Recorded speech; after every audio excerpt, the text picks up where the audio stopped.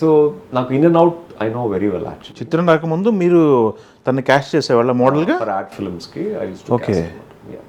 ఆయనకి నాకు తెలిసి ఆయనతోకి మీకంటే ఎక్కువ బాండింగ్ ఎవరికి ఉండదేమో నాకు తెలిసి. హీరో తర్వాత అందరికీ తెలుసు, ఫ్రెండ్స్ ఉన్నారు అంటే హీరో అయిన తర్వాత హీరో అయిన తర్వాత అందరికీ తెలుసు, బట్ హీరో అవ్వకముందు కూడా మీకు బాండింగ్ ఉంది. We did lot of ad films together అన్నమాట.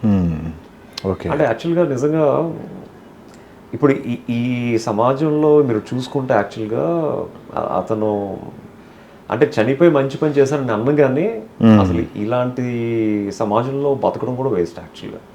అంటే ఇప్పుడు ఒక మనిషి జీవితంలో పైకి వెళ్తున్నా, లేకపోతే ఒక మనిషి జీవితంలో ఏదైనా సాధించినా కిందకి లాగడానికి ట్రై చేస్తారు.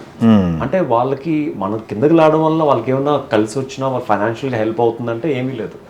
అదొక హ్యాపీనెస్ అంతే వాళ్ళకి, అదొక తృప్తి.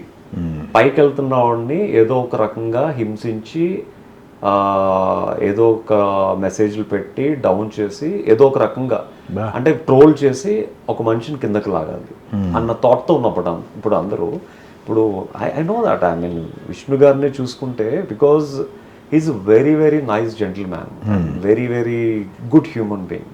నేను వర్క్ చేసిన కాబట్టి చెప్తున్నాను.